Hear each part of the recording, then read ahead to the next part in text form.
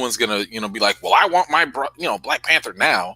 But the other option I was gonna say was like, if you guys are throwing $200 million something at these streaming shows, and you just announced a Wakanda series, you could just replace whatever time slot that Black Panther 2 was gonna be. Just say, hey, we're just gonna do the show. You'll get plenty of Wakanda, plenty of supporting characters, and then delay the movie. That'd be fine too.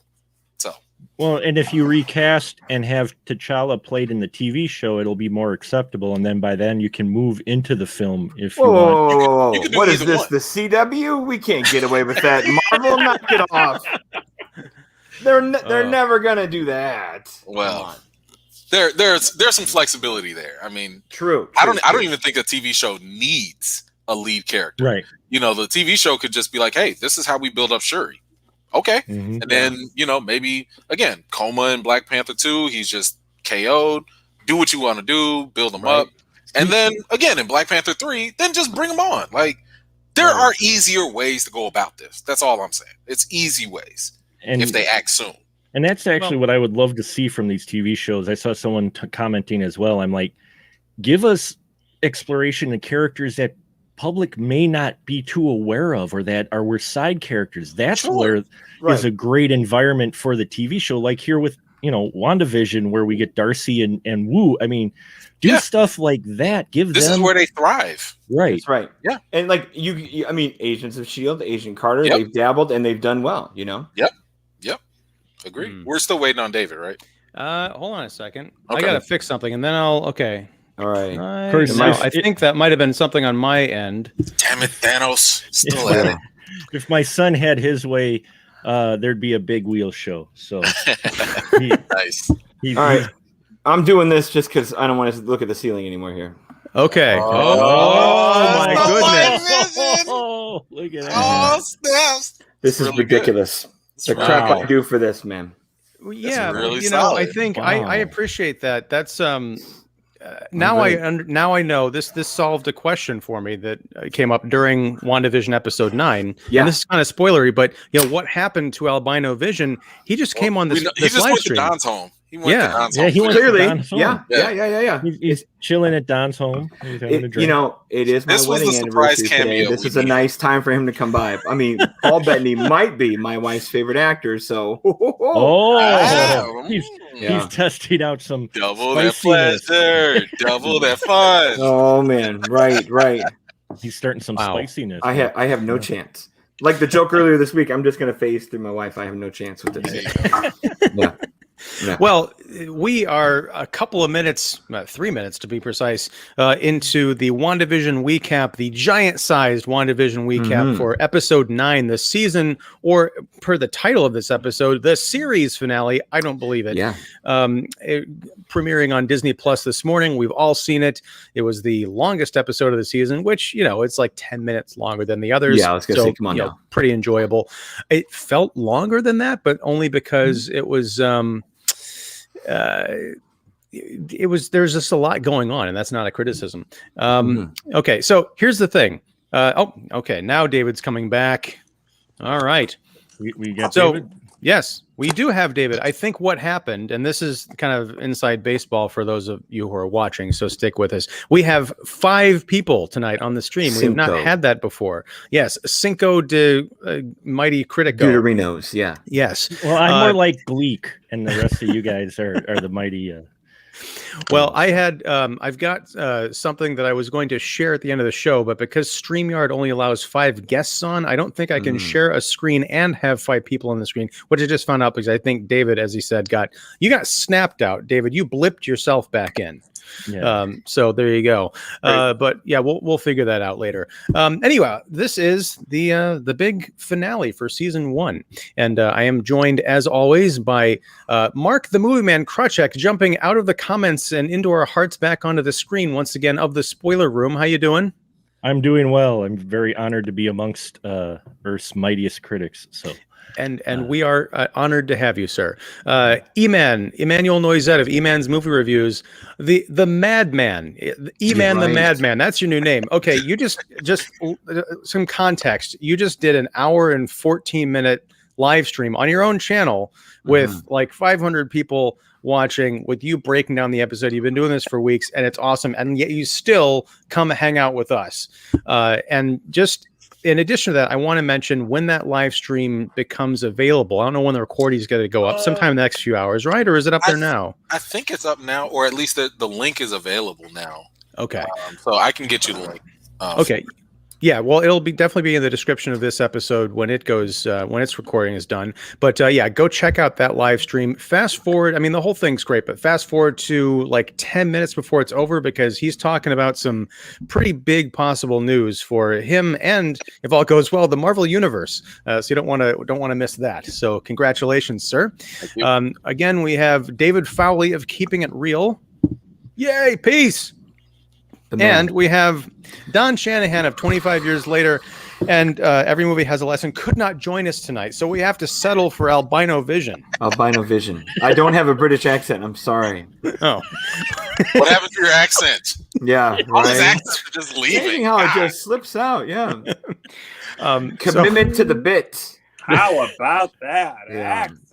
Hey, here, let's start off with this, because it's not a spoiler, because we saw Albino Vision at the end of episode 8. And for those of you who are just joining us, or if you've been here the entire 8 weeks we've been talking about this show, just a little bit of business. We're going to be talking non-spoilers, kind of high-level opinions.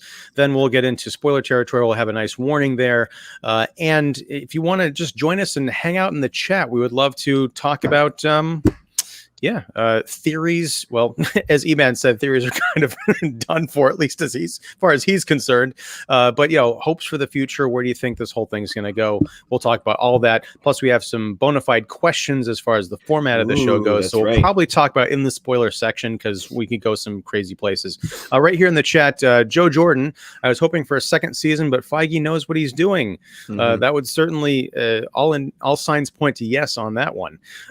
As far as him knowing what he's doing. So I don't know if it's going to be a season 2 or what, but I'll be there. There'll be a season. This episode is called series finale.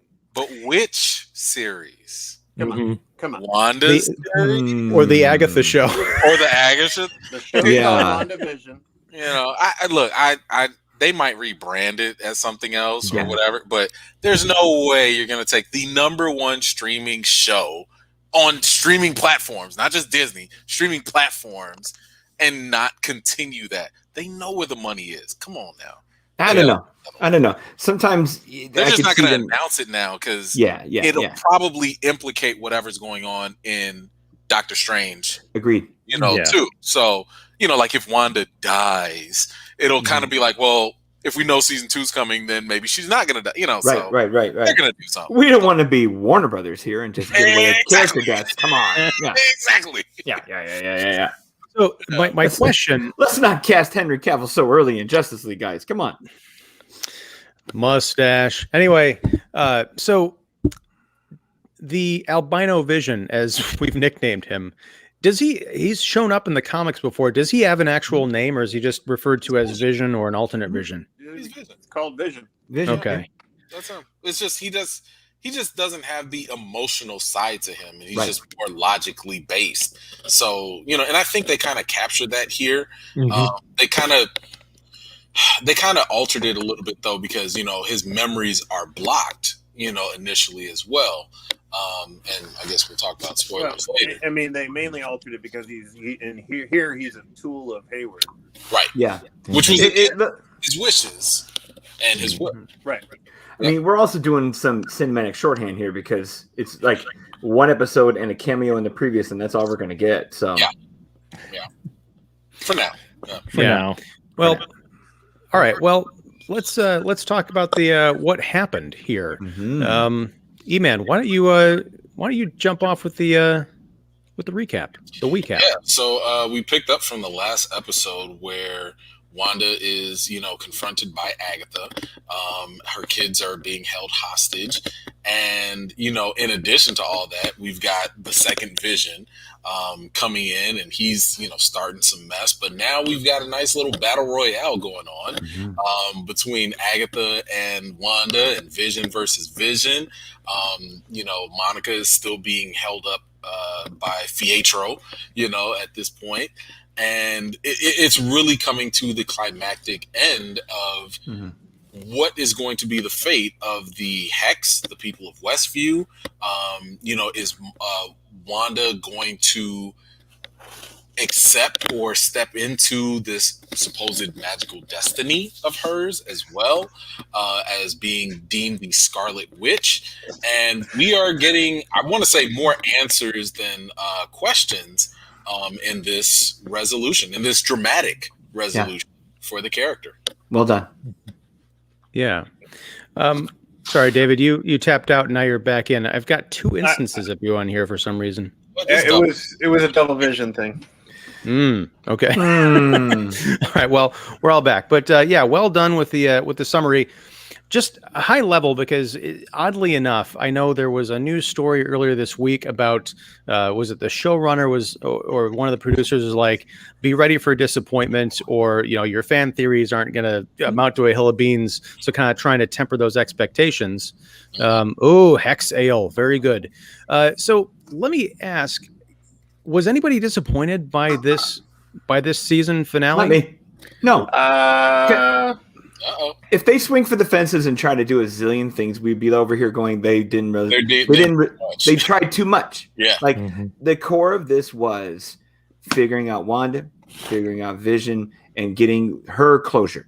Yeah. I needed nothing else from this episode other than Wanda closure, or just the next step of the grief that she's going through and the release of that.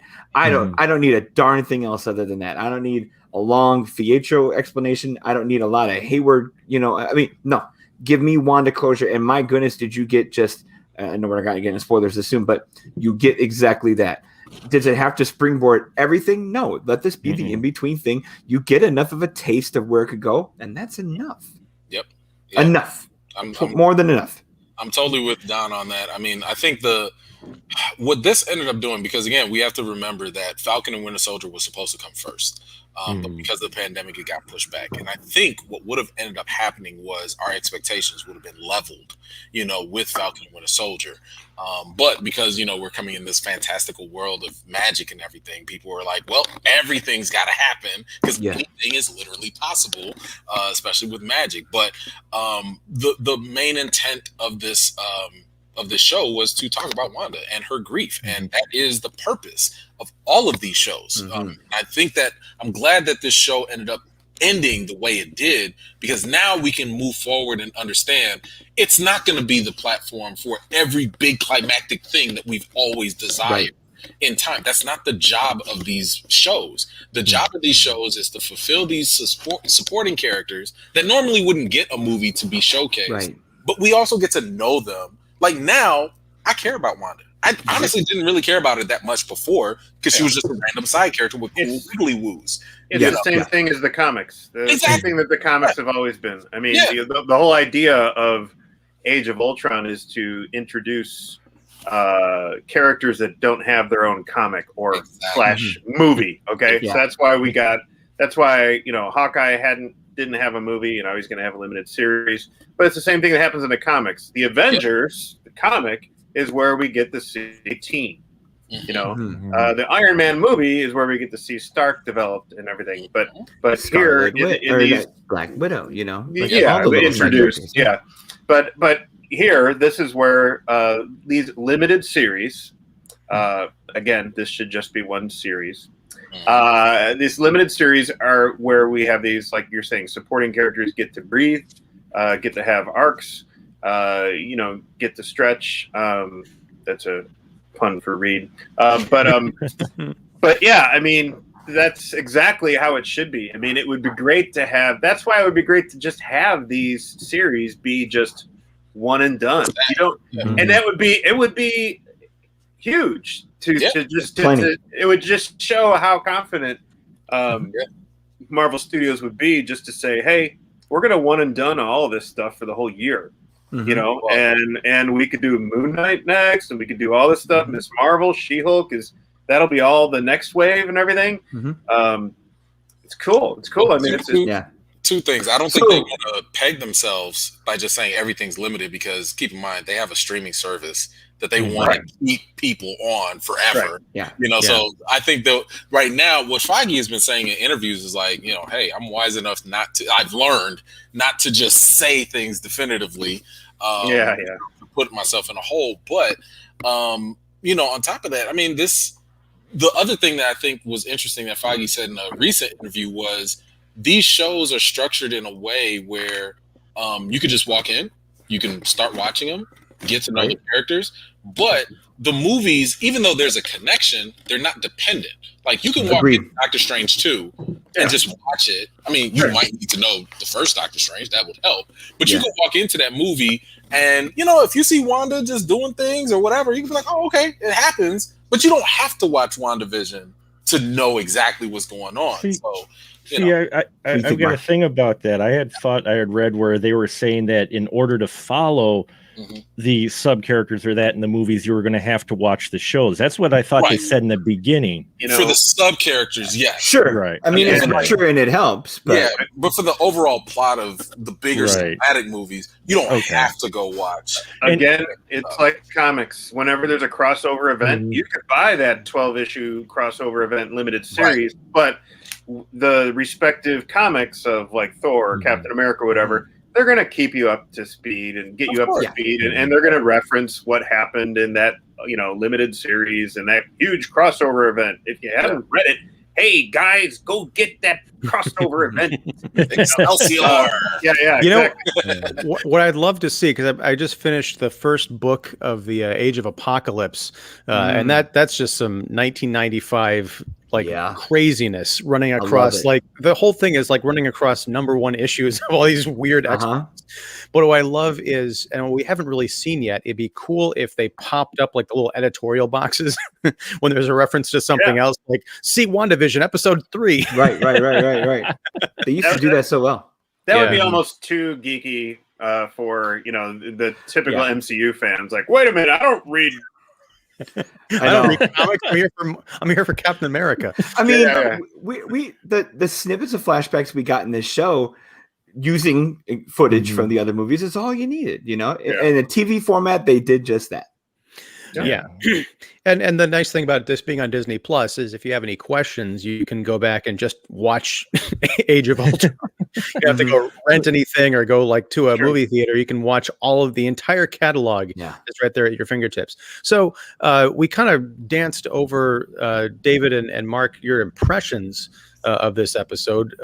So Mark, what did you think of episode 9? Oh, I thought you wanted me to do impressions. Okay, go ahead. No, David, go for it. I wasn't disappointed at all. It was a straightforward. I look at it as a season ending. I'm still not thinking end series, but that's just my mentality. But I liked the way it went. It didn't end the way I thought it was going to end, the way the series started out, but that didn't disappoint me. It ended like a regular show. They didn't do anything too fancy. They tied up things. They didn't force shoehorn references like you guys were saying, launching pad of, we're preparing this, kind of like I felt how Age of Ultron originally was, where that whole purpose was just to launch the next phase and really didn't interest me story-wise. Here, they kept the story focused where it needed to be. They didn't do anything too elaborate. They did hint at some things, like I want to see what happens to Hayward. I loved the idea, and we'll get into spoilers, but of another character who, we didn't see for the rest of the episode. I'm like, I want to know more of that, and that's the good thing. But at the same time, I felt satisfied with this ending. I didn't feel disappointed just because all these theories didn't happen. That's fine. They were just wishful thinking in my head. What we got was a closure to a TV series, which if you follow how it began as a TV show, this was a standard finale show with some interesting just little bits in here that make me go, I want to see those characters now have their own spin-offs, if nothing else. And if nothing else, this gave Darcy and Wu a lot more to do. And I loved those characters from the films, but those were one of those films. Well, being a film guy and you guys being film guys, you sometimes get those characters where you're going, I wish I could spend more than 2 minutes with that guy because he was fantastic. I was done with Darcy, but I'm glad she got renewed by this. So That's at least not stand her in Thor 2. Well, granted, she has changed a bit. So she has, but I will say that it is a tricky proposition to want more of a supporting character, because we have to realize sometimes we fall in love with them because we got them in small doses.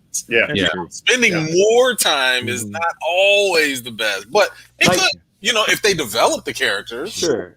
Like everyone wishing for the Darcy and Wu X-Files series, like if they just show, like I'm happy if those two just show up in the background in the movies and in the TV shows, just their little moments here, little moments there, they plug in, but to try to like what you guys are saying, to try to extrapolate 12 episodes of them working some case, you need a hell of a case. I was gonna say the story has to be fantastic.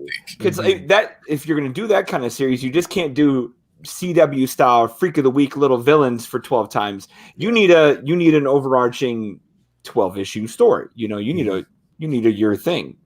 But I don't know if you could get that out of Wu's charm and Darcy's sarcasm. Well, I mean, that's where they are is right where they are.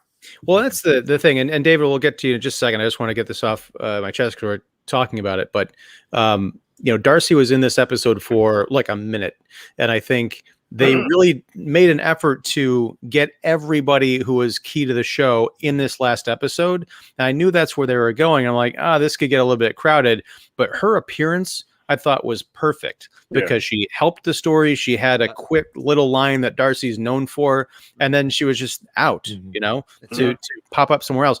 But as far as, a Darcy Wu TV show, I'm skeptical too. However, I didn't think they could make a compelling 9-episode TV show about Wanda and Vision dancing through like sitcom genres, and yet it's one of the coolest things I've seen in a long time. I've played my hand in terms of how I feel. David, what did you think? There were some underwhelming moments. Let's hear them. Well, I mean, the whole Ralph Boner thing. I'm like, okay. I wouldn't say underwhelming, more like eye rolling. It's like, yeah, that was kind of flaccid. Yeah. Oh boy. Well played. I didn't expect a whole lot of Monica, and we didn't get a whole lot of Monica because it's not her show. Okay. True. Like Don said, I knew that this was going to be a nice send off to Wanda and Vision. Like EMan has been saying all along, I knew we'd have a fisticuffs duking them out in the sky with double vision. That's what we expect. What a lot of people were kind of expecting is maybe for the two to combine. But I mean, basically, we will get that. We will get something like that in the future based on what Purple Vision did to White Vision. Or is it magenta? I was going to go. Depends on the color of your TV. Fuchsia? Yeah. Depends on the makeup you have in your home here. Depends on what sitcom you're elevating. Right. Yeah, I mean, it is a kind of a typical third act for a Marvel movie, for just, explosions in the sky and whirligigs and everything. I think my favorite moments, and it's not that I have, big spectacle fatigue or anything like that. It's just that I enjoyed these characters so much. I think my favorite moments were, I think it was in the library when both Visions were talking.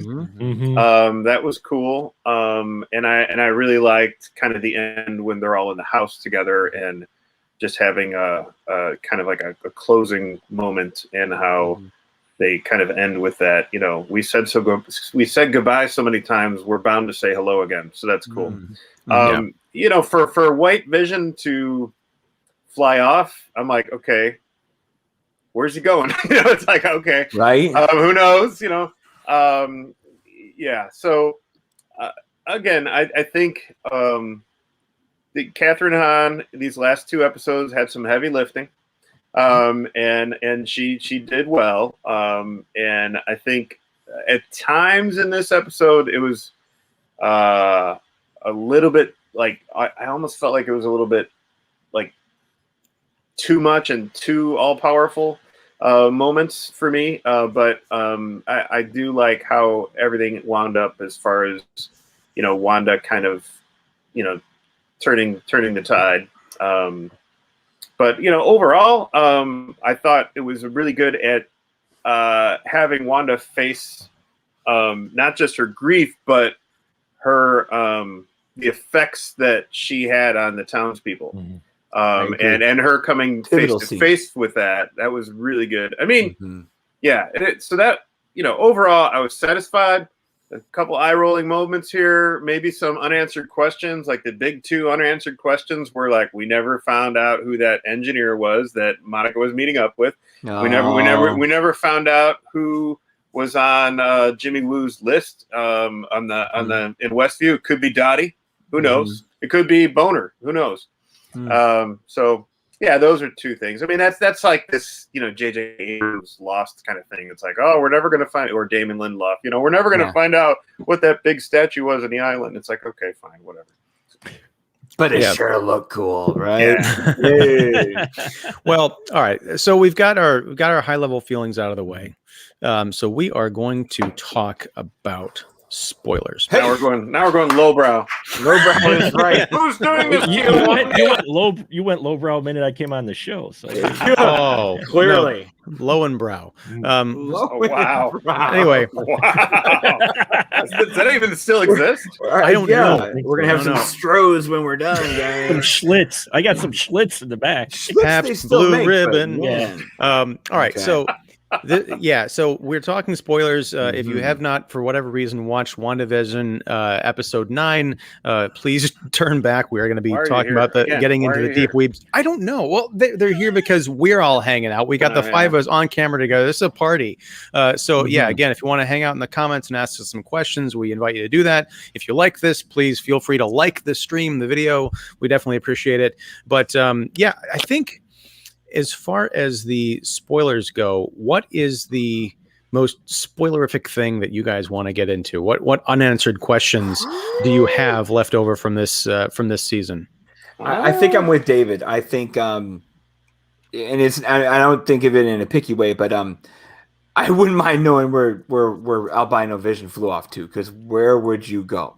So I mean, is he going to revisit a few touchstone places that he thinks are possible? I'm okay with it because I think that closure that Wanda has at the house at the end is way more effective when she has to say goodbye to those kids and she has to say goodbye to that vision. Sure. If that transfer had happened conveniently, that would make that ending almost too happy for what she was going through this whole time. And I'm glad that all that pain had to come out and all that departure had to come out, versus the easiness that it would be just to like have that library discussion be as thorough as could be. And shake hands. They have the Predator handshake and then boom, they're one thing, right? You son of a bitch. Right. I feel like if they went there, which would be fine, it would have been too easy and maybe too convenient for where this story was going. And I'm glad they landed just right where you need to be on Wanda.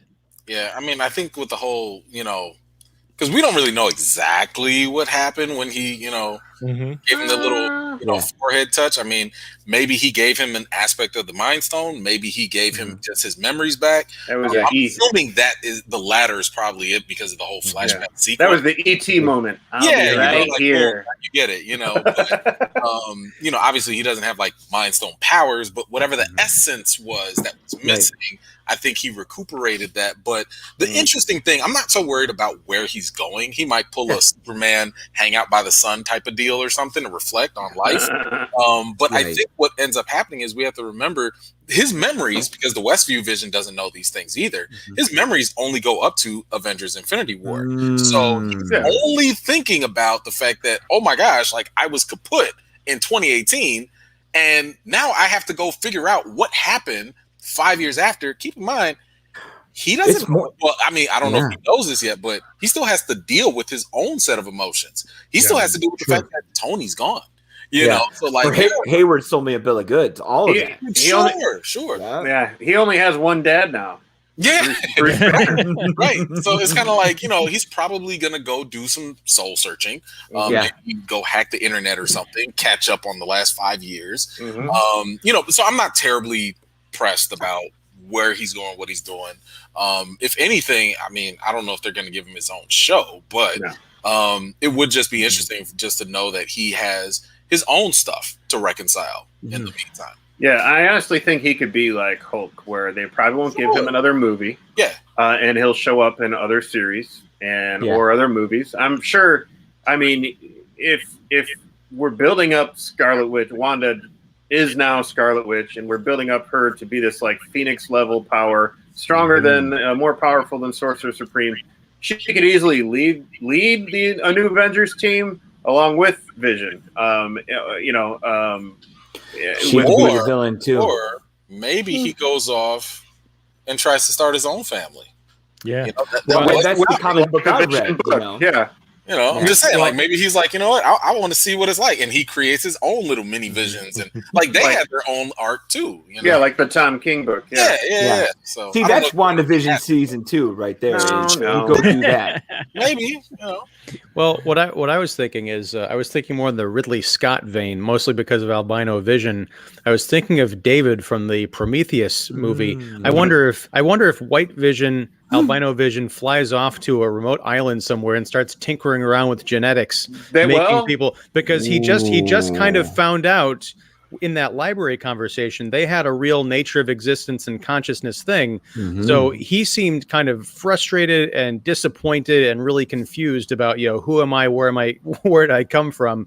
If he has these pseudo, you know, godlike powers, you know, who knows again what got put into that head, whether it's just information or, you know, big knowledge. Maybe he creates mutants. Maybe he is the way that we get mutants in the Marvel universe. I mean, I love that conversation, by the way, because like I know a lot of people were saying that, like, man, you know, the Vision thing kind of ended, you know, kind of anticlimactic. And I'm like, no, it ended literally consistent with Vision.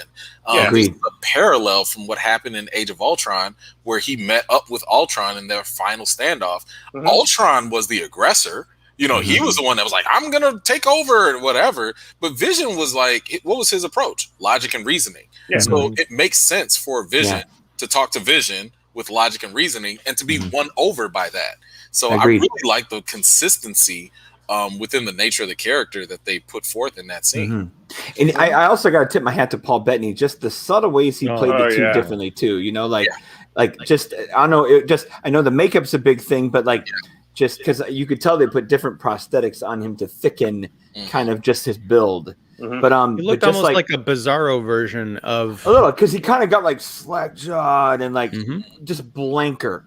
And I was like, just subtle, nice work, Paul. You know. Well, it's a Vision that doesn't have humanity, right? You know, so it's very stiff and robotic, and as a weapon, you know, he's just pretty much a weapon.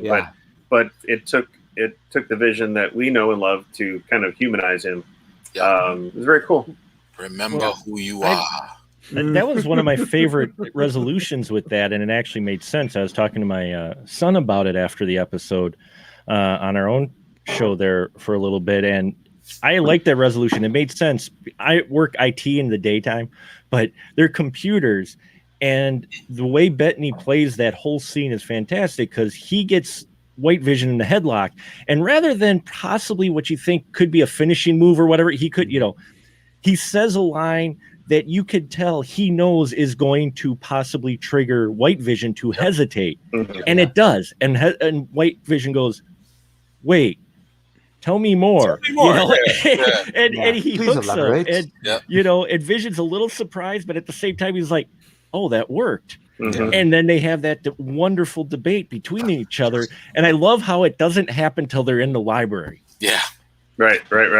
Yeah. And, you know, there was a lot of fighting, a lot of sky fighting between Wanda and Agatha, which I thought was, you know, really great stuff. But you also had Vision and albino Vision fighting. So the fact that they came up with different ways to solve both of these fights without it just being an hour-long, drag out knockdown fight. It wasn't the battle from Metropolis. I will say with the slow-mo kicks and the Richard Donner effects. Oh my gosh, I know. I love it, but totally understand the reference you're going for there. Yeah. Right. Well, and the other thing is, this is a testament to how sharp the creative team is on this show. They brought back something that I thought was dead and buried, and that is Skybeam. We all remember the dark days of Skybeam, when at the end of every movie, every comic book movie, every sci-fi movie, there's a giant beam of usually blue light shooting out of the sky or down into the city. Yeah.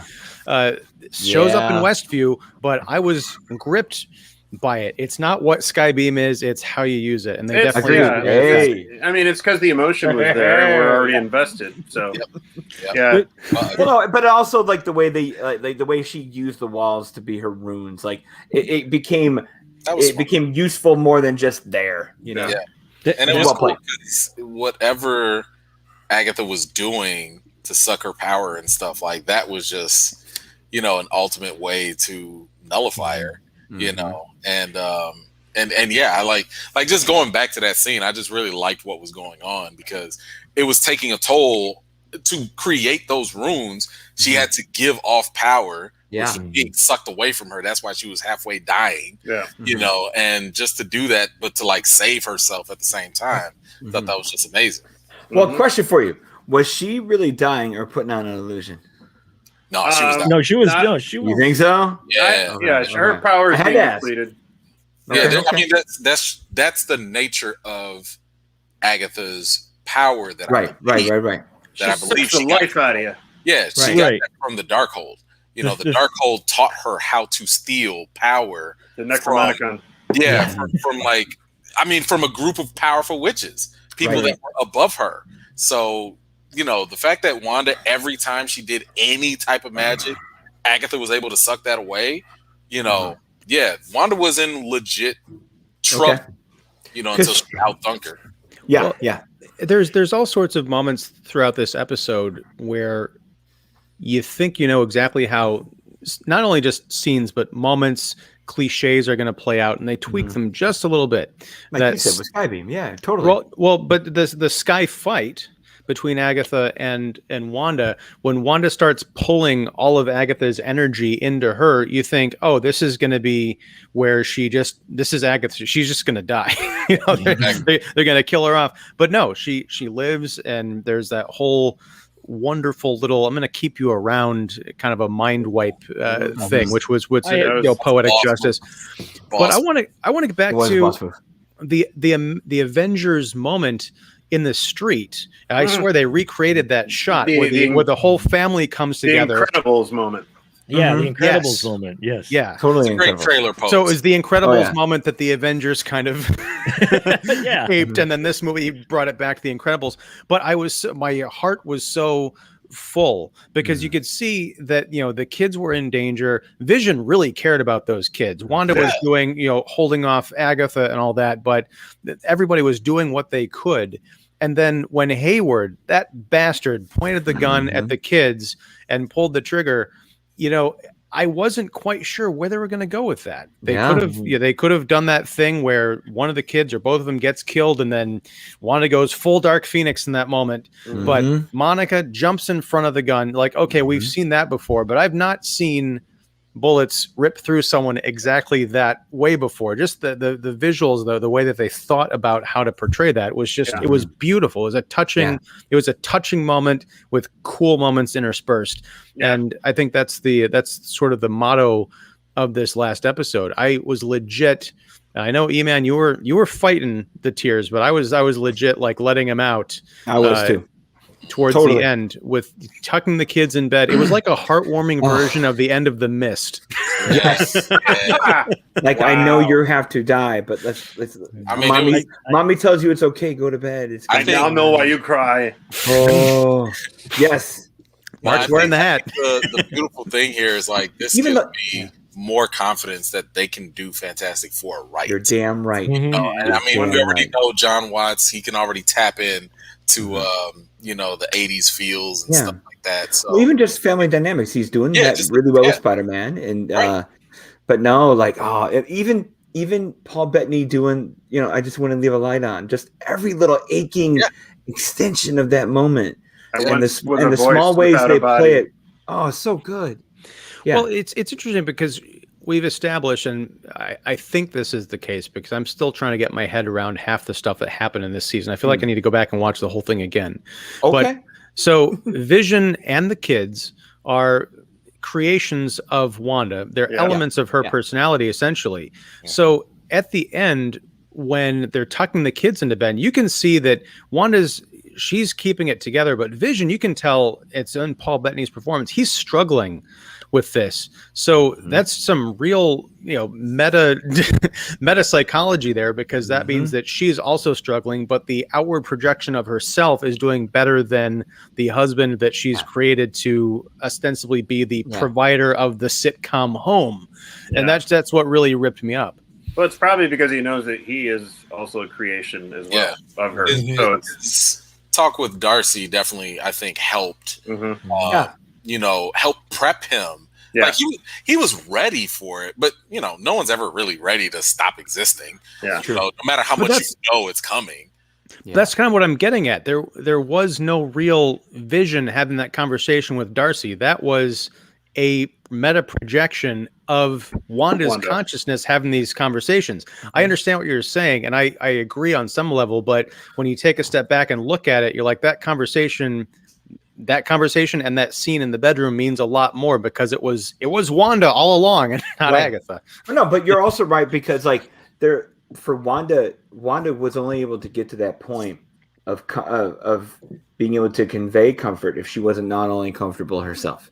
Like to put those kids to bed and have them, the way we're talking about Vision being in the right frame of mind to accept it, for those kids to even go to bed, also coming from Wanda has to be more of the, all right, this is time. It's peace. There's closure all around, to reach that. It's the 5 stages of grief, The last episode. Yeah. What is it? Acceptance. This was acceptance, And I'll tell you one more thing. For all of those, I don't want to do the Martin Scorsese thing, but for all of those cinephile assholes out there who say that these movies have no emotions, F that. Watch these. I've never thought that. Not to mention, no one in this room.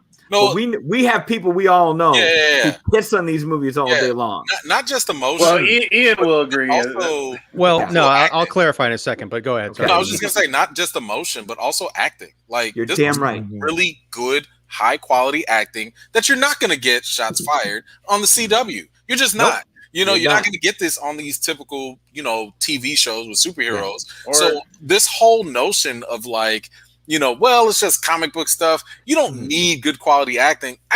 Lizzie Olsen. Watch it elevate when you get good quality acting. Like RDJ, Chris Evans. Yeah. I mean, for the movie, like I said, yes. I know not this room, but we all have friends that are jerks. I'm just saying.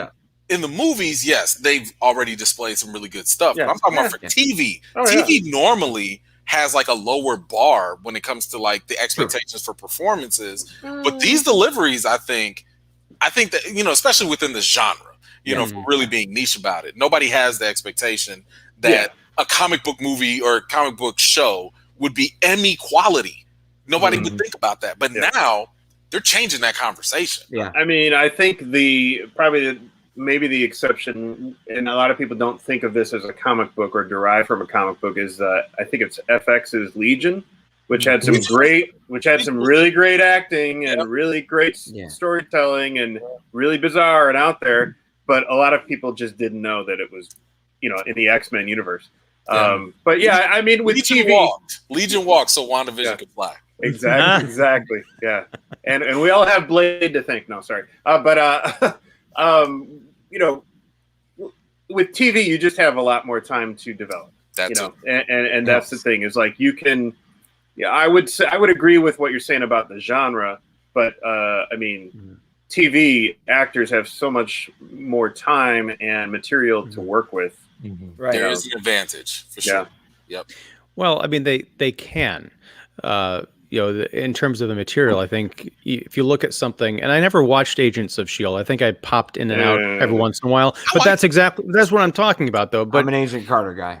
Well, Yeah. but what I'm is saying is this is an evolution of the Marvel TV kind of formula. It's also an evolution of the Marvel storytelling, because to what you guys were saying earlier, I have not been a fan of a lot of the Marvel movies. The later ones, I think that my real touchstone was Captain America: Civil War, because that was my first indication of these movies really being about something. I know people love Winter Soldier.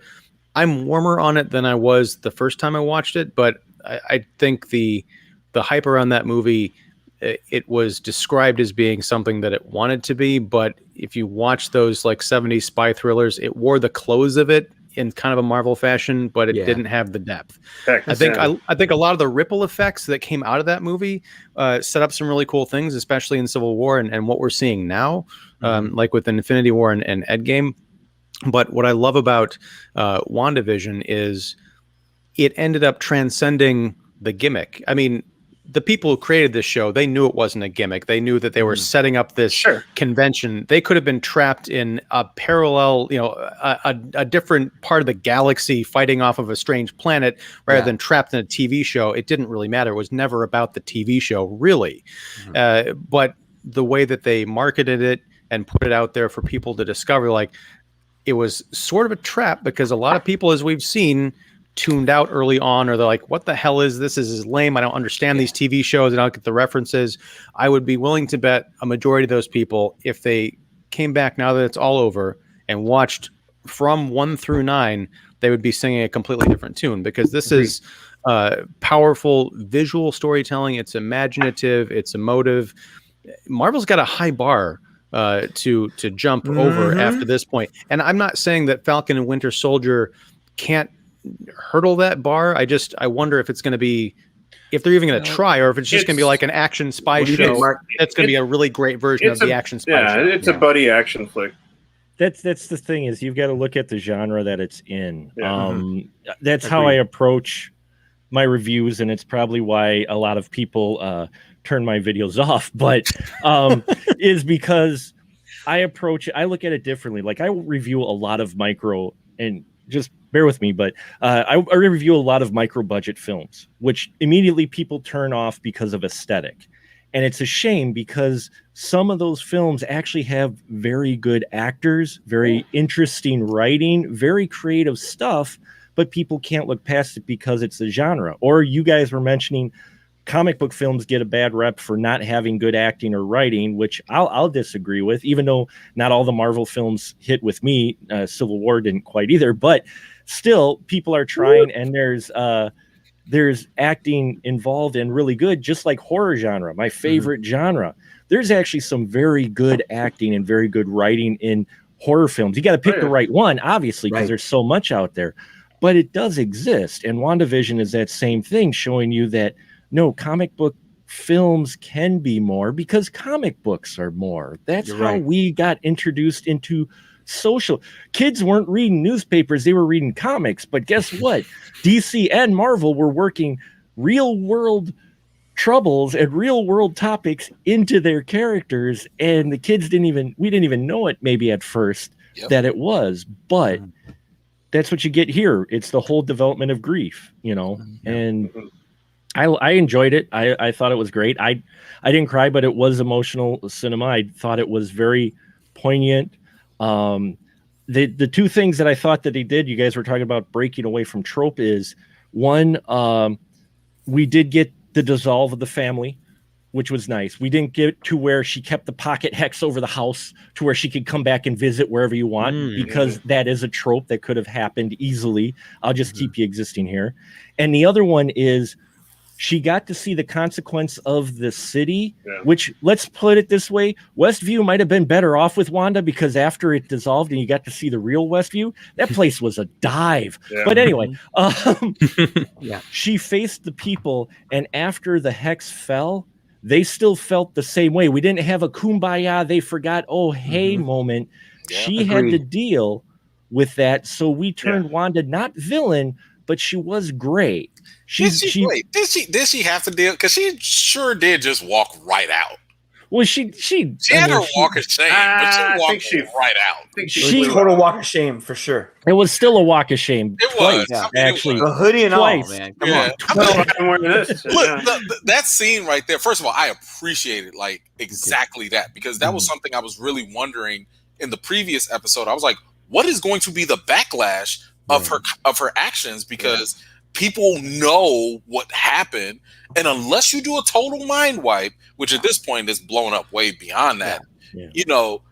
But movies have done that convenience. Yeah, right. Yeah. I mean, they've tried to tie it up and like, no one remembers, you know, except for you, the audience. But now that people remember this, it's like, is she a fugitive? Like, does she go to jail? But at the same time, who's going to check Wanda? Who is going to arrest her? She is the Scarlet Witch. Like, you know, nobody's going to do anything. So that to me was a very interesting complexity that I'm interested to see where that goes, because yes, now she's got to go live all remote and everything, but at the same time, just like Banner, right? No, it's like, but is you're she right. still a hero? Is she about to be a villain given what she's reading? You're right, because like you could tell this kind of story is going to be like the blogs, like you know what this Avenger did in this town, like she's not going to get good press for this. She's already had Lagos. She's already had Lagos on the record. Yep. Right. Well, and this is that what I was thinking of when, you know, she was leaving the town. Like, all these people hate and fear her, which is what we were told about. That's why Charles Xavier had to start that school. You know, for the mutant outcasts down the street. Sure. Yeah. Well, what are there mountains and lakes in Westchester? I mean, but what I'm saying is this could be sort of an Easter egg, or at least another, you know, chip on the pile when they start talking, when they introduce mutants, and like why there is a need to have people come together. Because for as much as you've got people running around saving the planet, you've also got little instances like that where, you know, there was Sokovia and, you know, all of that damage and everything, but that was another country. If you're talking about America-centric damage, aside from like aliens invading New York and being saved by the Avengers, now you've got a case where this person who could be a mutant or a witch or whatever took over an entire town, ruined all these people's lives for, you know, who knows what damage is being done, or how many supervillains are coming out of Westview in the future. Or politicians. Yeah. Somebody can There run you go. for president, for Senate. No, dude. Hey, you know what would have been perfect is if someone had passed a newsstand and picked up a copy of the Westview Sentinel. Sentinel. Oh, you get that though. I mean, we already had that set up, and it would be an interesting exploration further, because you get that, you had that in Civil War.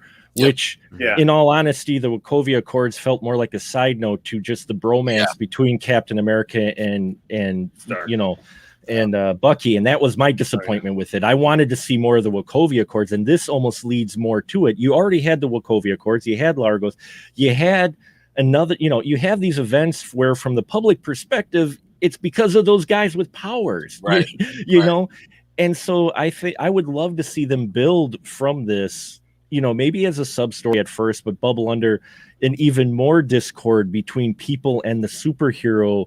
So there isn't a kumbaya relationship at all. You know, I think even the stuff with Sword detects a little bit of that, like post blip. Got, I know that's like high level workplace strife, but like, and we've gotten a taste of what this is in Spider-Man, but post blip, and people are going to finger point the last 5 years to the events of these superheroes for sure. Hayward was kind of already emoting some of already that. There. Like, you know, you're very protective of these superpowered individuals, and you don't know what went down. You know, those 5 years. So maybe there have been other isolated events going on. But yeah, I mean, I love this being a springboard for the future discrimination, you know, that superpowered individuals will have. Of course, this is a great segue into mutants as well, but this is not to mention Secret Invasion and Secret Invasion. You know, that too. Well, especially with the mid. I can say, especially with that the first mid-credit sequence. That's right. Here we go. And I don't want to hear anybody talk about Marvel doesn't do things with stakes. You're damn right. These are stakes. I'm just saying. Yeah. Like, To the world, to the a few effect of townspeople. Infinity War has stakes. The effect of Endgame has stakes. Yeah. The effects of WandaVision Civil War, huh? Right. Civil War has stakes. I don't want to hear that. Now, help me Civil out War has here. pulled punches, but that's a different thing. But I mean, everybody in Sokovia were like, yo, or Lago, they were like, we don't like you. So, right. Well, that's always been my beef with what happened after Civil War was, you jumped right into the Avengers, the big blockbuster Avengers movies with Thanos. I thought they kind of squandered that rift between Cap and Iron Man in terms of what that could have meant to having a real problem when Thanos shows up. But I like the direction of these Marvel shows because they're digging deeper into the story because they got more time to do that. So, but I want to jump to that mid-credit sequence. This, I know, and EMan, you did your video on like the top likely cameos for the season finale. Great This is time. when we're getting into the theory business, right? Great timing. But we did get, it wasn't exactly a cameo. It was like, oh, it's a Skrull showing up, and the big guy wants to talk to you. I'm sorry, maybe it's because it was related to Captain Marvel, a movie that I really don't like or care about, but I'm just so, and it's also because I don't have much history with the Skrulls from the comics. I know there was like the Kree-Skrull War and Secret Invasion, all that stuff. I have no history with it, but I'm just like, I just don't care about this whole alien contingent. What am I missing here? Nothing. No, and I'm just saying because I don't think you need to know all that stuff yet. Because right now Marvel, MCU is creating their own path with these things. I mean, in the comics, the Skrulls have always been just straight up bad, you know, and right now the way that they're portrayed, they're like the victims. They were the people that were oppressed by the Kree, and and Secret Invasion is kind of giving us the impression that maybe there are some bad Skrulls out there, and there's, if we really want to go full theory speculation, it could all be a lie. It could all be a lie. This could be part of their master devious plot because Skrulls are an entire race that is dependent on espionage and infiltration. That's what their being is all about. It's in their core, in their DNA, so we don't know what they're about. We don't know what their motives are. We don't know what path they're going to take. So I would say, no, you're not alone in that. You're not lost here. This is going to be something we all have to discover. And it's good. And it's good that it will be a series. Yes. Secret Invasion for sure. Really has time to develop a lot of branches in that storyline. So it could be very interesting. And there's still that Skrull. Yes. Captain Marvel. Captain Marvel. Do we have a timeline of when Secret Invasion's coming out? Probably next year. Yeah, I think so. Because I think this year it's going to be Falcon, Winter Soldier, Loki, and that's probably it. Maybe Miss Marvel. What about What If? Yes, because they're shooting Miss Marvel now. You'll get What If this summer. Yeah. You're shooting Miss Marvel now, and then Hawkeye. Oh, that's right. Hawkeye's being filmed right now, so we might get Hawkeye in the fall. Yeah. And then after that, you'll get the What If, and then She-Hulk. Yeah. And then we'll get Moon Knight. Of course, we'll have movies. All that too. Yeah. But What If is all animated, right? It is all animated. The only thing is, I'm just kind of wondering, does it fit into the canon in any way? I mean, I know it's alternate realities. It's all fun stuff there. But, should we treat it like a one-off? Or because we are dealing with a Watcher, maybe a Watcher is kind of like, no, this is the multiverse. I hope they don't go there. Maybe I know they're going there anyway, but still. It is what it is. They leave themselves open because What If is essentially What If, right? So you could have all these alternate characters and alternate timelines. If there's a particular fan favorite, a Baby Yoda, if you will, that comes out of a What If episode, they could show up and hey, he's gonna Spider-Ham. There you go, Peter Porker, Peggy Carter as Captain America, Captain Britain or America, whatever. Maybe they're like, hey, we like that. People love it. So then in Doctor Strange 2, the Multiverse of Madness, she shows up and hey, I'm in this reality now. Yeah. Sure. They're making DC's mistakes. Don't do it. They haven't made any mistakes yet. Give them time. The fact that even Spider-Man 3 is doing it and Doctor Strange is already there. We don't know what Spider-Man's doing yet. So Spider-Man 3 is supposed to drop December, right? Yeah. That's coming out December. Now, the one thing I want to caution people, we don't know if like all these cameos are going to be like in flashbacks or if it's like maybe, somebody turns on a machine and then we just see their images and stuff. We don't know. We don't know if he's going to go deep into another universe or so I'm pumping the brakes on Spider-Man. I'm not trying to. Y'all won't see no theories from me. The brakes I'm pumping is because I know Sony has screwed this up twice and they can do it again. But this is the last one Marvel is co-producing. That's for what them. Worries me. This is the last thing that they do. If anything, my guess is that this is going to be the warm handoff that was missing with the last movie. So now, whatever's going to happen, Marvel's like, okay, we gift wrapped you a nice, good Spider-Man franchise. At this point, it's all on you, Sony, and your Sony Marvel universe. If Venom is any indication of what they can do by themselves, we're screwed. Yikes. Morbius, I think is going to tank. I agree. I don't think that. I think it's going to tank. I think the Black Cat and Sable thing. I don't even think that's a thing anymore. No, I think it folded, didn't it? Now that they got Holland back, it's kind of like maybe you could spice it up by putting him actually in there. They won't. Don't screw it up. Don't screw it up. They think that they have Kevin Feige's formula, but I'm like, if you look at what the Marvel's done under Kevin Feige, it's evolved. It's always been an organic process where he learns from this, changes that. DC tried to copy his Avengers formula by making Snyder their Whedon. That didn't work out, and they even got rid of that. They were like, yo, we're not going to give the keys of the kingdom to one director, and instead we're going to give it to multiple directors and go Mandalorian style, where we get different perspectives, different feels, and roll with that. So it's kind of like, I don't think Sony's going to learn from that. And from what I hear, Eternals is supposed to be this huge game changer. So that should be interesting. I think that is the most underrated movie. Yeah. Going in, because look, even comic fans don't even know about Eternals like that.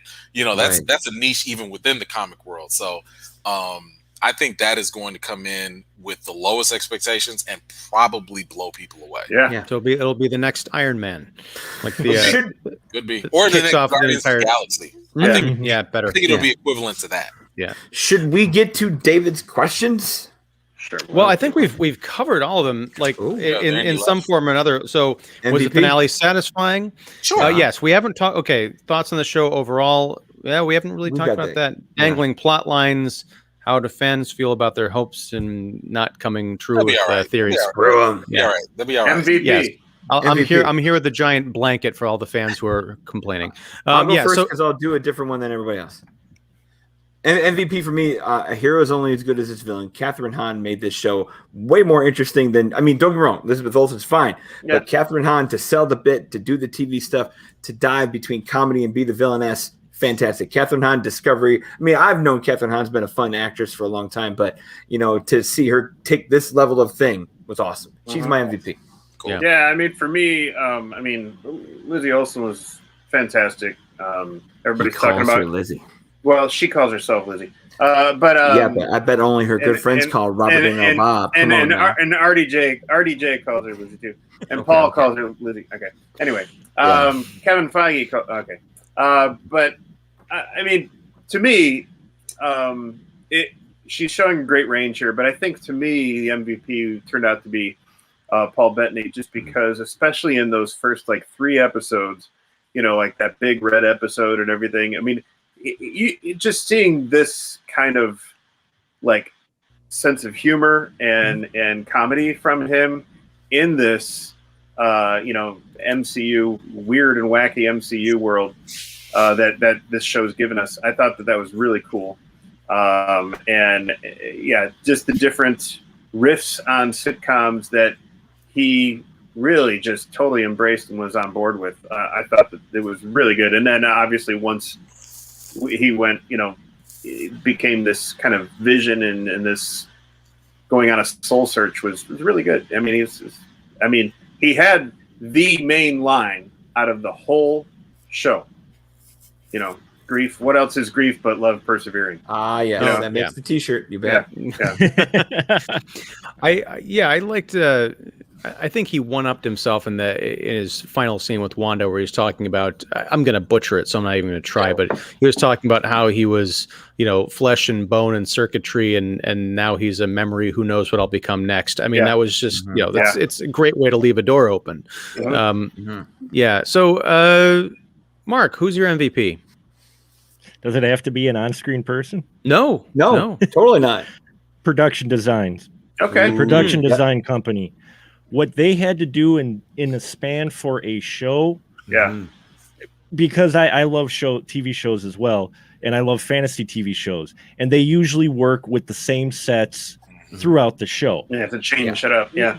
Budget or not, you usually, Star Trek, the reason they had the same sets all the time. They had some planet and on the.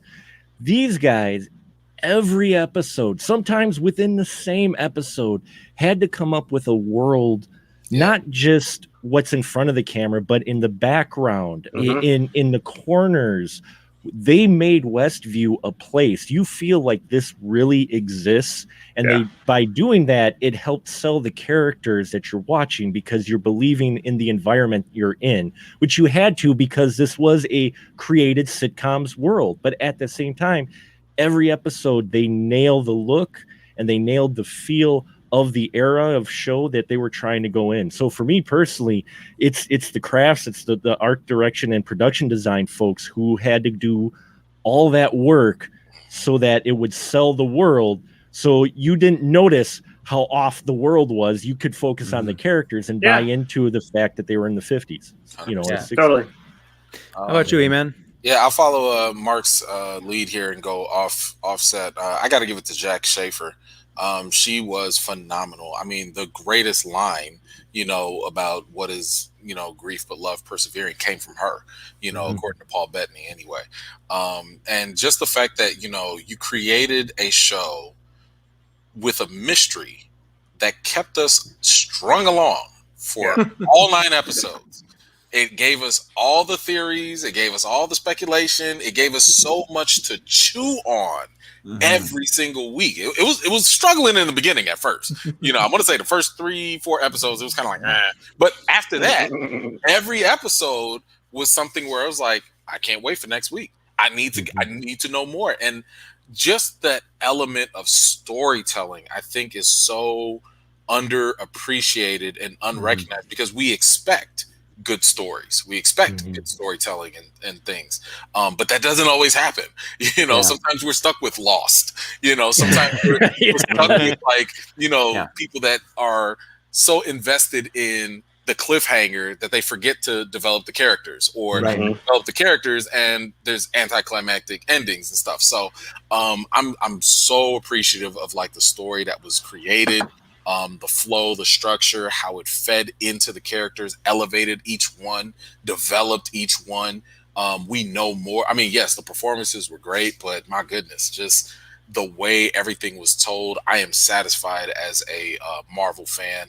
I learned about the characters, I learned about the world, and that all came through the storytelling. Yeah. Well, you might just like Black Widow, because she's one of the writers on that. I'm interested. Okay. Interested. Okay. Even though I do think Black Widow, if it hadn't have been when it, came out or whatever, it probably would have been a streaming show. It probably would have been. A show or a movie? A show. I'm saying if it had been made later, it probably would have been a show rather than a movie. Okay. And I'm wondering if it would actually work better as a show. Could be. Wondering. I haven't seen it, but Ian, you're MVP. Yeah, I mean, Jack Schaefer's a great answer, and I feel like I'm going to be cheating by going off camera too. And I don't know this person's name or group, but the casting director, because I can't pick an MVP from the cast, because they're all phenomenal. And just as an audience member, again, going back to the beginning of this series and how far we've come. EMan, I got a question. I know you said you were struggling on those first few episodes, and we talked about that early on, but do you feel like, knowing where the show ended up, and maybe you'd have to go back and watch them again, do you feel like they are better in hindsight as part of this giant collective, or do you still feel they were trying to find their footing? No, my issue with the first three was more so, I think they would have worked better if they just grouped them all together as like one episode. You know, if you had just came out the gate running, you know, with a 50-minute first episode, which is all three combined. Yeah. I think that would have been a little bit better for us to kind of, because the thing is, when I hear other people who are late to the show and they get to binge through it, they're like, hey, I really like this, because they have the advantage of not having to wait, you know, in between that time frame.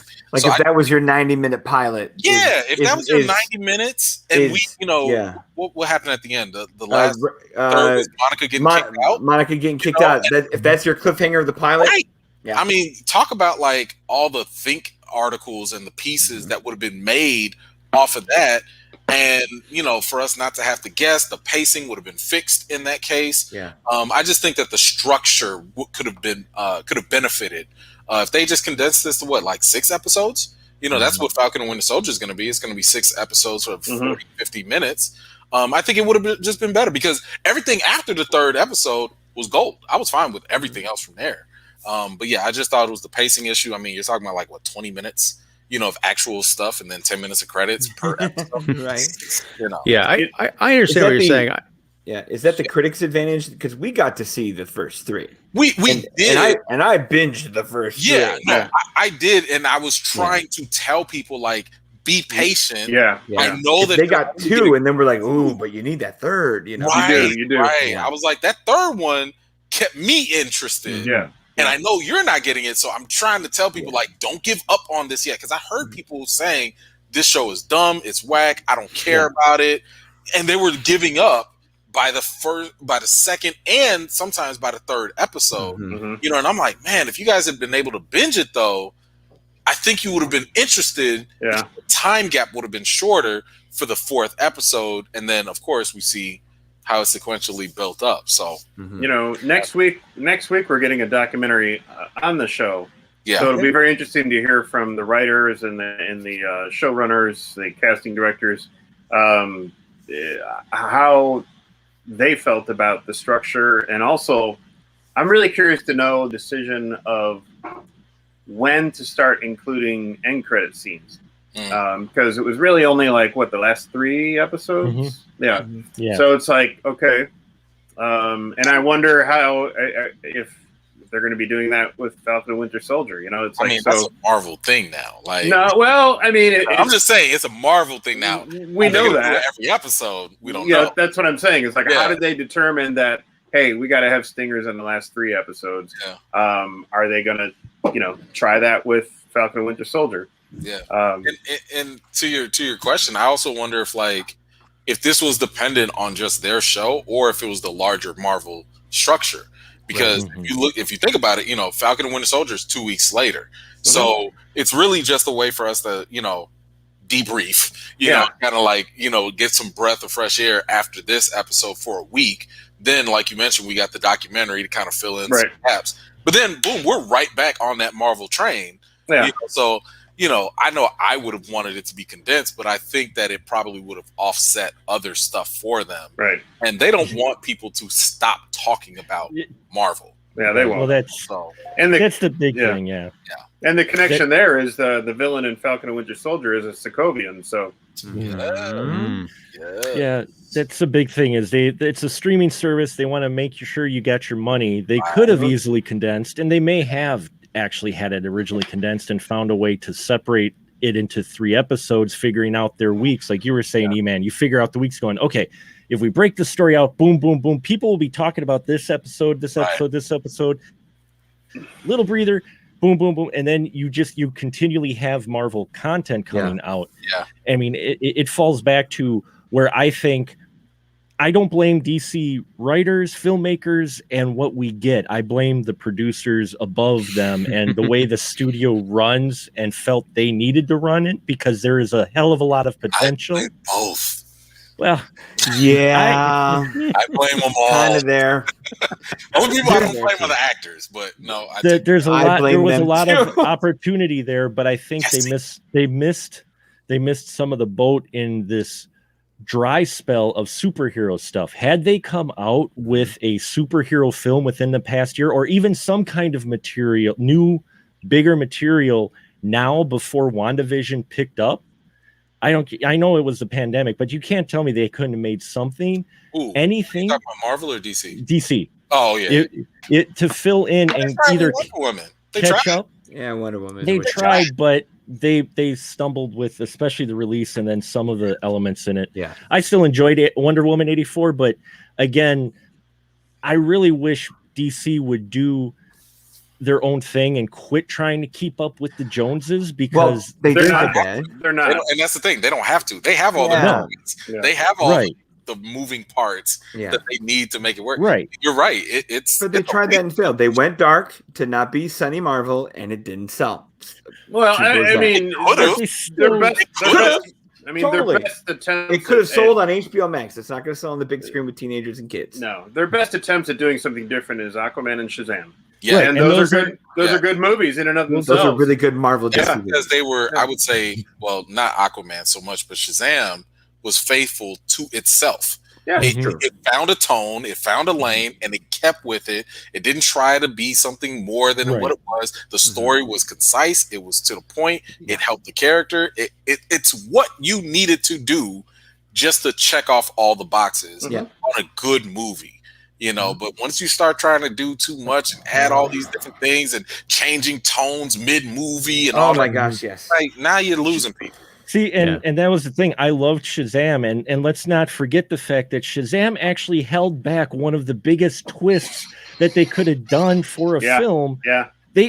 I watched it and I'm like, they did the big thing with the family. Yeah. And I was like, that was out of left field. It wasn't in trailers. It wasn't talked about. They didn't need it. They could have saved it, but they could have saved it, but it was at least something. It was them able to hold something like that under wraps and surprise you anymore, you know. And it was and it was something that fans were like, holy crap, they did this. You know, it stayed faithful, like you said. And I really wish they would have picked up the ball with that. And even with Aquaman, I love the tone of Aquaman. It's a fun movie. It's crazy.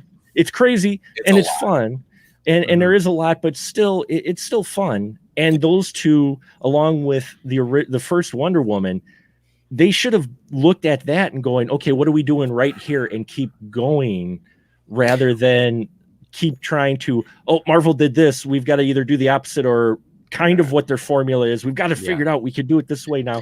No. I think the thing that Marvel's kind of doing that eventually people, you know, especially with DC, they might copy as well.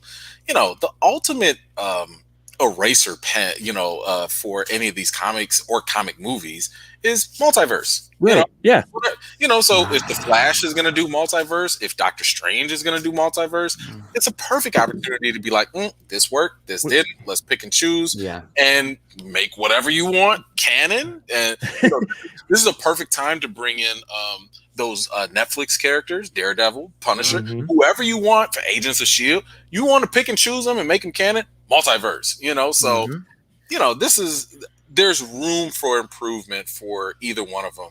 That's true. And I think that these streaming shows, especially with what Marvel's doing, is showing you the organic, authentic way to do it. Let's talk about the second end credit scene. We haven't touched on that. Yeah, we'll talk about it briefly, because I gotta get to bed, guys. It's Friday night, man. Let's stop watching these at 2 a.m., man. No, I'm getting up at 4 a.m. Ooh. I'm watching them on lunch. Okay, so yeah, the end credit scene, because there, and to Mark's point, you messaged us, you messaged our group earlier, like, oh wait, there was another one. Hey guys. Yeah, they got fully into the Marvel tradition of having 2 end credit scenes. The very end, we zoom. It almost looked like they're going to the Overlook Hotel with that zoom over of the mountains and the water. Initially, I thought it was Alkali Lake. I thought it was Alkali Lake. Yeah. Initially. So it's Wanda in a cabin in the woods, sipping tea on the porch, and we go into the back room and we see the Scarlet Witch, kind of bound up with some mysticism and reading from a very familiar, very evil book. Yeah. I think she's in Sokovia. Yeah. I have to think so too. That would be interesting. I have go to back think so home. too, because well, no, like we've been saying it. What good press can she get staying in the States? Yeah. No, I mean that's that's totally fine. I mean, I think the part that a lot of people are kind of like wondering is like, how can she, like, what just happened? Like, why are there two of her? Did they not see Dr. Strange? Dr. Strange. Well, that's the thing, because a lot of people don't realize that, like, they're connecting Doctor Strange in the fact that when you do the astral projection, your real body falls down. But I'm like, wait a minute. She's more powerful. She's more powerful than them. She's more powerful than the Ancient One, the Sorcerer Supreme, whatever. So she's the exception to the rule. Again, when magic is involved, throw out any logic and reasoning. It's just magic, So at this point, she's able to do that. Walk around which I cannot wait to see how they utilize that. Sam Raimi. My goodness. Yeah. The fact that you can have your body normal and you can have your astral projection. I wish I could do that. Oh my gosh. Talk about the multitasking you can do. She's literally reading and studying while she's drinking her tea. I'd be more like Stephen Strange. I'd be taking a nap while my other self is reading. Totally agree. Just learn while you sleep. Well, help me out, because the idea of her being in Sokovia in this cabin is very interesting. Because EMan, I learned from watching your live stream earlier that this book, part of it can grant wishes. That sort of kind of a devil's bargain where it gives something and also takes something away. Yeah. If she's in Sokovia, I wonder if part of her is thinking, we've been talking about how this whole season has been her dealing with trauma. What if she's thinking, if I can go back to before this whole thing kicked off, back before the Sokovia tragedy, can I bring those people back? Can I rewind time? Can I reset the dominoes? Yeah. Keep all of this stuff from happening. Maybe she's going back to the source of the power. It could be. It could be a lot of different things. I mean, the main thing is, like, one, we just saw her go through a real process of acceptance, right? So she understood that her kids had to go. She understood that Vision had to go. It looked like a real moment of internal reconciliation. However, this book does have this demonic influence where whatever you really do desire deep down, it'll show you how to bring it about.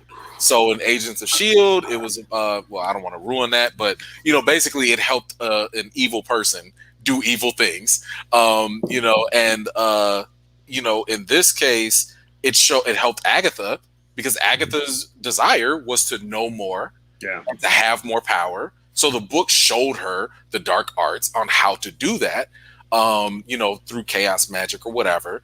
And again, we have to wait until they actually explain the real ramifications and the implications of these things, because we don't know. Again, they're making this up as they go.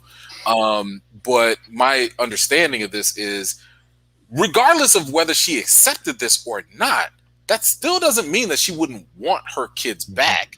And therefore, that's why she's hearing their cries. She's hearing them where they are. Maybe another dark dimension. We don't know, but this is still just kind of showing us that this is what she wants, and she's using this dark, evil book to get it, and clearly there won't be any good, outcomes because of that. I mean, maybe. I mean, her kids are buried in the pet cemetery. Yeah, she could be using the book. The book might help her find out how she created the hex to begin with. Yeah, but the book is never. It's always the consequence. It's never a good thing. Yeah, like, I don't know if they're gonna tap into the whole dark Chthon, master god creature thing. But all I know is the one thing that's been consistent is whoever uses this, you'll get what you want, but there's gonna be a consequence. And maybe Doctor Strange senses that is the missing book. Where the hell has he been? Where's he been? He's busy, dude. He's got one job. He's got one job. I know he's hanging out with Captain Marvel. He's hanging out. He's hanging out with Wong. I mean, I know none of us were like, we didn't say we were just Hulk smash ice cream all day. Yeah, I know none of us said we were disappointed by reveals or lack of reveals, but I guess if there was one to be that bridge, like, where was he? But wouldn't that be so predictable if he did show up? I mean, I know, predictable, but it's also logical. It's like, that's the thing, influx of magic going on here. Yeah. Even though we think it'd be obvious, we still geek out like crazy if he showed up. If he showed up, it would have been cool if it was just his astral form. Sure. Yeah. I mean, Fine by me. Yeah.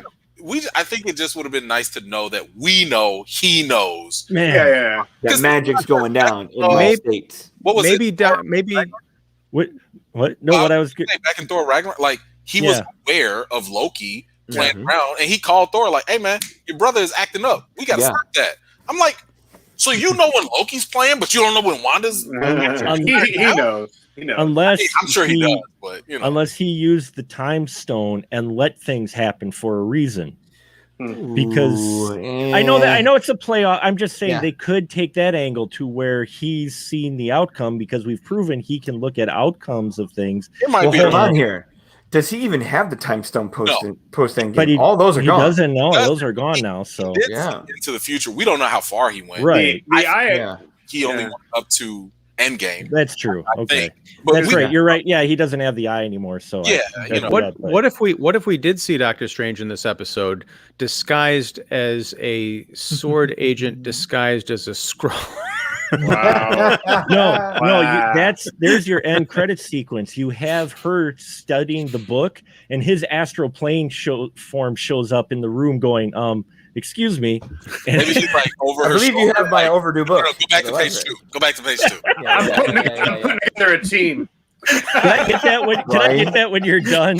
When'd you get an eye patch, Steven? That's right. Okay, The so Dark Avengers. oh, well, all right. This has been a fantastic series, not just WandaVision, but the WandaVision Wecap. I really appreciate you guys hanging out with me every Friday and talking about stuff. And I am going to do my best to recruit all or some or whoever wants to do this again for Fridays for Falcon and the Winter Soldier. Now, I want to try and I don't need something. any costumes. Thank God. Well, we'll see. Just do me a favor. Don't try and dress up as Falcon, Don. Agreed. Especially with the face makeup, please. Agreed. Maybe I don't need that kind of heat. Yeah.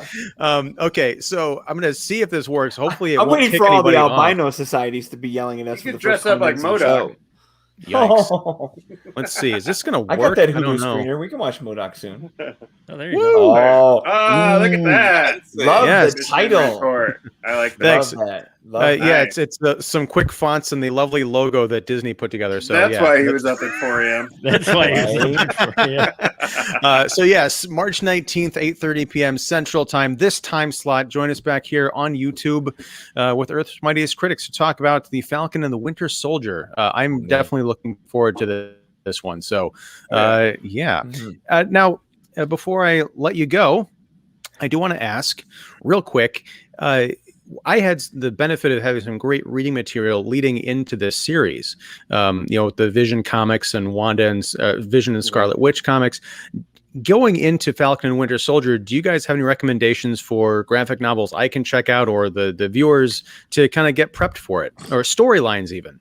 That's David right there. Yeah, I mean, there's definitely some that I dropped in there. If you've read any of the, I mean, obviously what Ed Brubaker wrote, Ed Brubaker and Steve Epting and Michael Lark did in the Captain America book, where Captain America dies, Bucky takes over. Bucky takes over as Captain America. Obviously, Steve Rogers comes back, but there's another reason why Steve Rogers has to bow out. There's another reason why Civil War sucks as a movie. Well, You heard me. No. No. But there's another reason why Steve Rogers then has to bow out as Captain America, and Sam Wilson takes over as Captain America.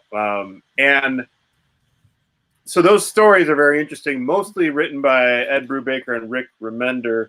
But I did find Comic Book Resources did list about 10 specifically Winter Soldier comics you should read before watching Falcon and Winter Soldier. Okay. Over the past year, there was they compiled it into one trade. It was kind of like a comic just called Falcon and Winter Soldier, obviously because they knew that the show was coming out. But Winter Soldier does have some good standalone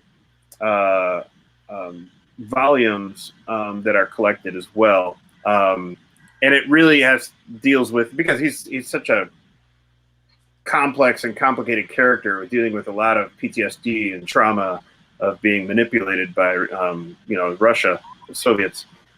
So yeah, there was after a while he obviously went from being the new Captain America back to Winter Soldier, and there's those adventures there, some of them teaming up with Black Widow. So very interesting stuff. Yeah. Okay. Well, I'll have to look at that list and maybe pick up that Winter Soldier Falcon trade. That sounds awesome. All right. Well, I think that's it, guys. Any final words before we say goodbye to WandaVision? Possibly forever, possibly just until next year or the year after. Forever. I'm looking forward to that documentary. Yeah. What is that hitting? When is that coming out? You said Friday. next week. Okay. Yeah. All right. So more content to tide us over until the weekend. They're taking the Mandalorian route, where Mandalorian came out with I don't know if it's going to be like a lot of installments like Mandalorian was, where I think it was like 4 or 5 installments. Those were really insightful, by the way. They were, and they were at least a half hour, some were 40 minutes. Oh, yeah. A whole new appreciation for just everybody involved. Yeah, but to what Mark was saying, I mean, if they can do a whole section, they can do a whole episode on just the production design. That would be amazing. For sure. Yeah. Cool. Well, I'll have to definitely check that out, and maybe we can talk about, if anyone watch it, when we start talking about Falcon and Winter Soldier. Yeah. And that'll be again in 2 weeks. So everybody, tell your friends, mark your calendars, mark your friends' calendars, and join us back here. Yes. And as always, I am Ian Simmons for Kicking the Seat. I'm joined again by David Fowlie of Keeping It Real, Don Shanahan of 25 Years Later, and Every Movie Has a Lesson, and Vision fame. Emmanuel Noisette of EMan's Movie Reviews, and Mark the Movie Man Krawczak from the Spoiler Room. And we'll be doing another Spoiler Room live stream on Tuesday night at 9:30 p.m. Central. Do I have that time right? Yeah, it's 9:30. Yeah. We're going to be talking about Brother from Another Planet, starring T2's Joe Morton. There's another tie-in for you. That's John Sayles, right? Is that John Sayles? I think so. So yeah, maybe. Yeah. Wow. Decades. Yeah. So. It's our. You're not. You're from around. Are you from around here? No, that's what. Where are you from? I just happen to be nowhere in your neighborhood. No, it's where are you from month. So we've got because we've got Alien from LA. Yeah. We've got Alien from LA, which we just watched and talked about last week. Now we got Brother from Another Planet, Man from This Earth, Humanoids from the Deep, and Killer Clowns from Outer Space. That's what we're talking about this month. Well, I'm really surprised you're not doing Earth Girls Are Easy. But we did that already. We did that last year. So. Okay. All right. Well, yeah. So check out Mark's channel on YouTube. There'll be links to everybody's wonderful work here. Thanks again, guys, so much for this beautiful 2-month journey. Thanks to you who have been watching and following us and continue to follow us. Leave your thoughts in the chat. What do you want to see out of the Marvel Universe, out of Falcon and Winter Soldier? Maybe we'll talk about that in a couple weeks. And until then, have a lovely evening. Thank you. And I still don't have an out catchphrase for this show, so I'll just say catch you later. Da-na-na-na-na-na. Until we say hello again. Oh, there you go. I'm going to start crying.